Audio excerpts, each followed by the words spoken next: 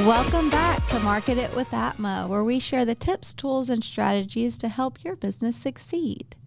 I'm your host, Dory, and today we have on the show a founder of Wholly Redefined Counseling and Therapy, Rebecca Gorman. Welcome, Rebecca. It's great to be here, Story. Thank you for having me. Awesome. I'm so excited to have you on the show because I could probably talk to you for days.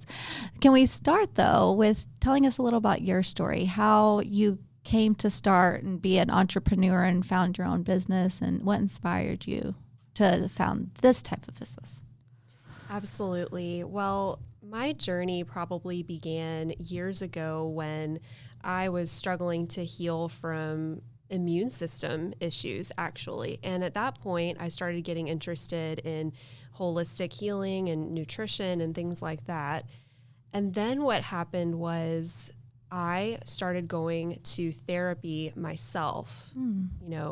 I'd been to like short-term counseling before that was for a specific situation, but I hadn't done like long-term, cognitive and personality restructuring therapy that really got to the root issues of some of my patterns in life.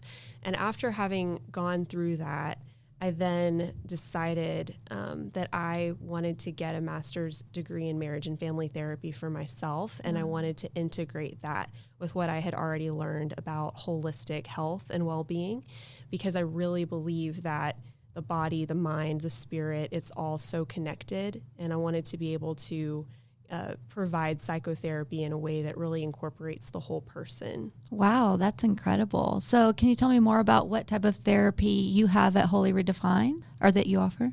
Absolutely. I offer talk therapy, and I incorporate mindfulness, breathing. I'm also going to keep in mind, especially internal family systems. It's a type of therapy where you kind of look at where the different parts of people are kind of being kept locked up. A lot of times when people are going to therapy, maybe one part of them is holding all the grief and the trauma, while another part of them is holding all the hope and the joy. And this is often connected to physical symptoms that are manifesting in the body. Interesting. And so during the course of therapy, I'm going to ask a lot of questions like, where are you feeling that in your body? Where is that manifesting in your body? Or like, what is that trying to tell you? And so I give a lot of integration. I facilitate a lot of integration between the body and the mind and the emotions. Almost like kind of what they do in meditation, grounding. I feel like that would ground me if you're telling me to focus on the points in my body where it affected me, which is great because it almost brings you back here instead of off in your thoughts. Would you agree? Absolutely. That's the goal, really, is for people to be able to be authentic and present in who they were made to be. And often when we're carrying around trauma and coping mechanisms and defense mechanisms, they just keep us from really showing up in the world as who we were made to be. And so the therapy room for me, I call it like a holy of holies. It's a place of shalom peace where I really want it to be that centering, grounding space where people can really get into a deep conversation with themselves and meet themselves. That's wonderful. So have you run into any clients that maybe they don't know they have those portions of them that have the anger and stress and anxiety that they came to you for? And how do you manage walking through that with them? That is such a good question. I would say it's the majority of us. We all need a mirror to reflect back to us. One of my favorite sayings is that none of us can see clearly in our own storms, which is why I really believe, every therapist should have their own therapist and should have gone through their own therapy. I don't believe you can take someone deeper than you've been yourself. You can't take someone to places that you've never been.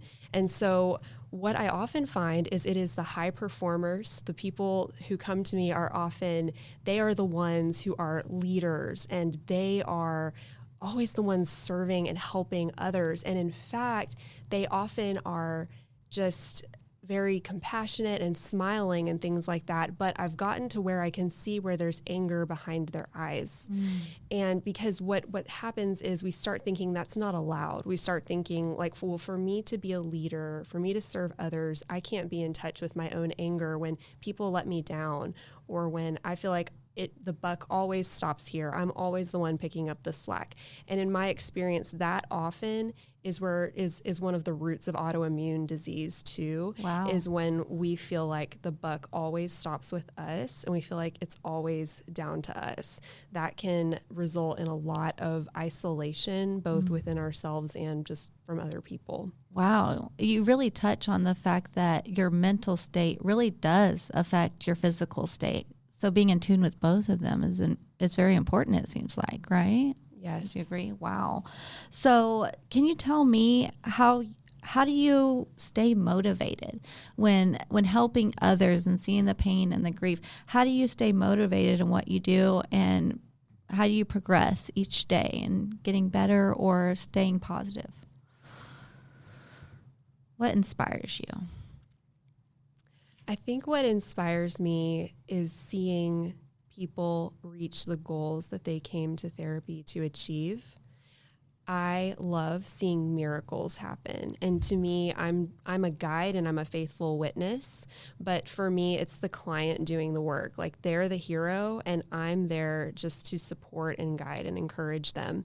And so seeing those results happen, it brings me so much joy, especially when people not only do they resolve patterns in their own lives, but they begin to see their constellation of relationships change as well. Wow. Even if none of their family members or coworkers or whoever they've had difficulty with, even if none of them go to therapy, when the client does the work, it's incredible to see how all their relationships transform in ways that are beneficial to them. I love that. So it's almost like you can see, whether it be good or bad, in others what you wish you had known, and you can accept it. I know when I went to therapy in the past, just having that acceptance of knowing where other people are that you've grown from through therapy is almost like a calming. Like, I understand where you're coming from, and you probably need help, but that's not for you to say. It's just the understanding that gives you some peace. Would you say that you found that in your clients?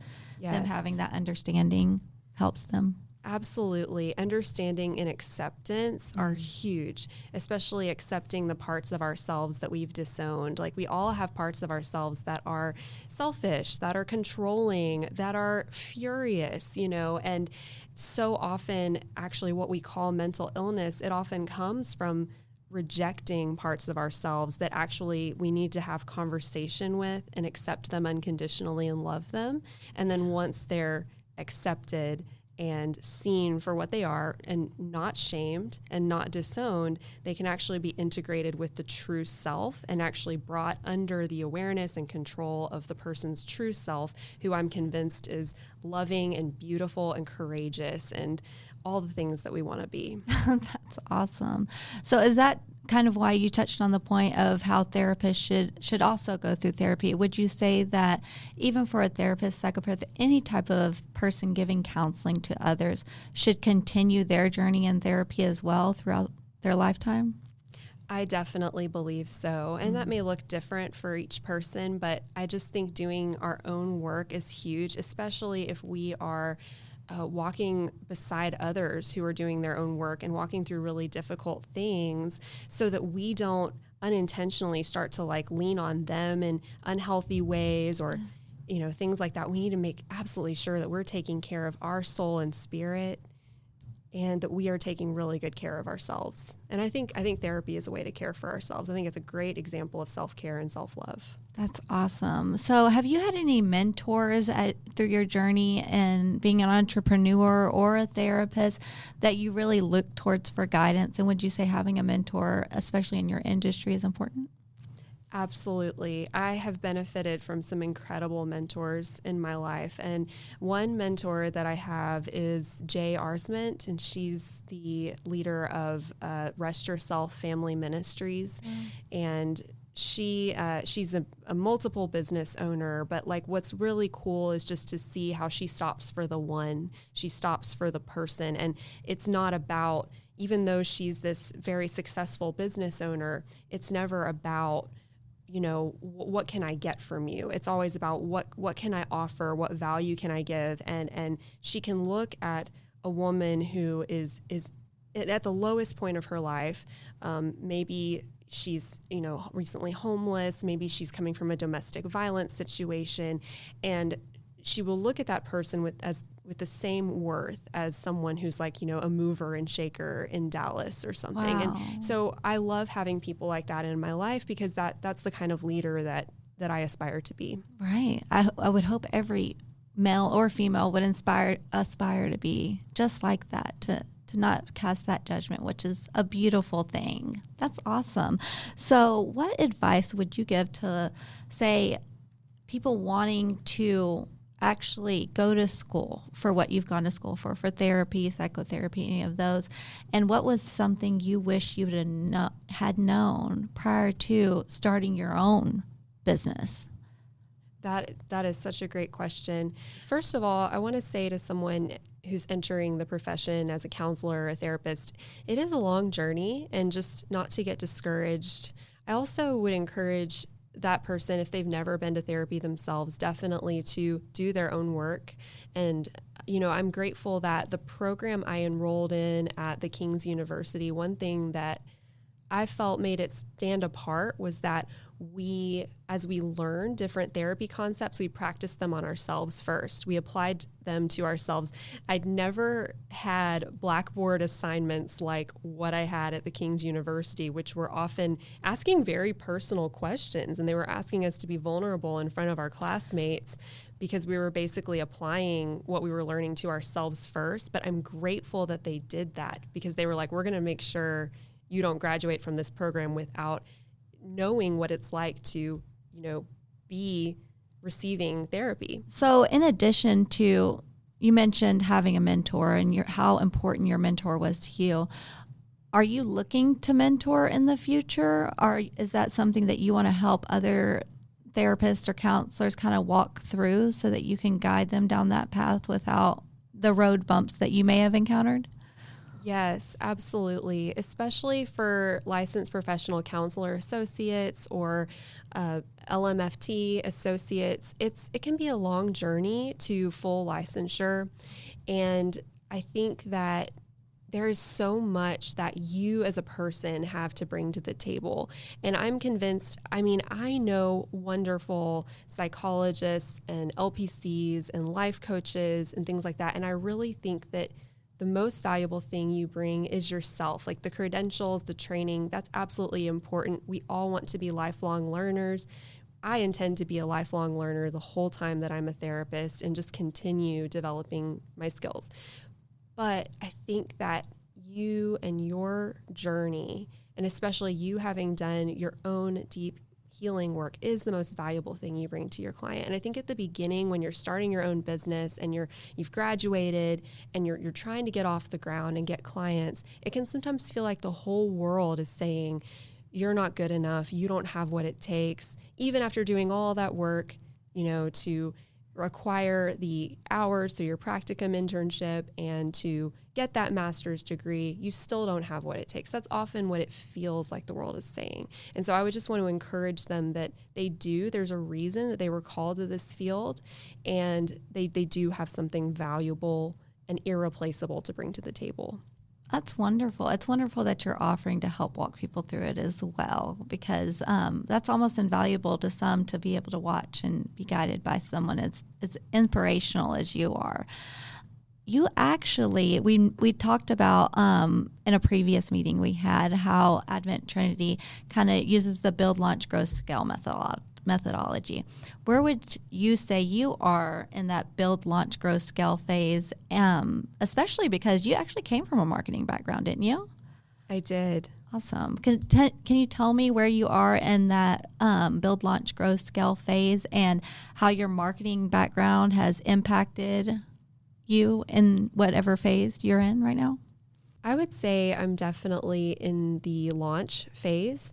I was building while I was finishing my master's degree, you know, getting the PLLC, launching my website, trying to apply what I had learned in the marketing profession to my own business, which I will say for those of you out there, it is very different doing it for yourself than doing it for somebody else. It's a whole mindset shift because, and really it's an opportunity for further, you know, therapy work on yourself, because it is often so much easier to promote what somebody else is doing than to believe in ourselves and our gifts and what we're doing, which is where something, an organization like ATMA can be really, really helpful to help you grow your business. I think that with the launching phase that I'm in now, it's definitely a matter of finding my ideal clients and building just those trusting business relationships where we can refer people to each other, and practicing really telling people who my ideal client is and who they would want to refer to me and how we can really be helpful to each other. It's really been quite an adventure, because having come from working, you know, as an employee or a manager in an organization for a long time, it's exciting and also a little scary and challenging to enter that entrepreneur mindset. So Story, I was telling you, I feel like I'm needing to go from an A student mindset to a C student mindset. And what I mean by that is, you know, I feel like for years I've been really good at fitting into other people's systems. And now I feel like I'm actually needing to ask myself, what system do I want to create? What do I want to build? Like, now that I'm launching this, what do I want it to look like? And that is just a whole new world for me. With the marketing background intertwined in that, and it's still almost not daunting, but what's the word I'm looking for? It's scary. The word you mentioned is scary, to walk that path, even with your knowledge of it. So having somebody, especially this day and age where it's so digital now, everything changes from day to day. I feel like I need to come see you after this. Just grounding yourself with someone who can bring you back down is amazing. But I agree. I never was able to market myself or my husband's business the way somebody else could. I had to go to somebody else. And now that I work for a marketing company, all the time I say, I can see how to help you, but you're going to have to tell me how to help me if I'm going to go and look for it. And I feel like it's the same with what you're doing. There's so much intricate detail you have in your mind to share, but it's easier to tell someone and have them reframe it. Would you say? Yes, that's spot on. I love that relationship you brought out between therapy and marketing. It's so true. Yes. And often that's what I do. Like, clients might feel like I'm reading their mind, and I'm not. I'm actually just reflecting back what they said to me that they did not realize they said. Yes, it's almost a form of therapy, I guess, for marketers, and a slight bit of counseling in there too. Well, can you tell me, if someone wants to come and use you as their therapist or counselor, or if they want to be mentored by you, how can they reach out to you? Do you have social media? Do you have websites that they can go to and visit? Yes, I do. So my website is whollyredefined.com, and that's wholly, WHOLLY, redefined.com. That's probably a really good way to reach out to me. They can also email me at rebeccag.therapist@gmail.com. And then that, Rebecca is spelled with a CC. I'll be so glad to get in touch with them. And I see clients right now in person at my church called C3 Fort Worth. It's just right in the heart of Fort Worth on the map. And I also see clients virtually. And I'm also available for walk and talk therapy. I really believe in the power of walking and being out in nature while you're processing through some of those difficult and complex situations. Absolutely. Would you also offer insurance, or are you offering it to people with insurance and without insurance, or? Yes, I don't accept insurance at this time. However, awesome. People can let me know if there's a special needs situation, and I can offer a sliding scale. Oh, that's wonderful. So you're open to everyone, helping anyone, everyone. Well, I really, really appreciate you coming on the show and sharing all your thoughts and insights, especially being an entrepreneur in such a special and important field. So I hope to have you back in the next 6 months to see where you're going from there. Thank you, Story. It's been a pleasure. Thank you, Rebecca. And to all of our listeners out there, we'll see you next time on Market It with Atma.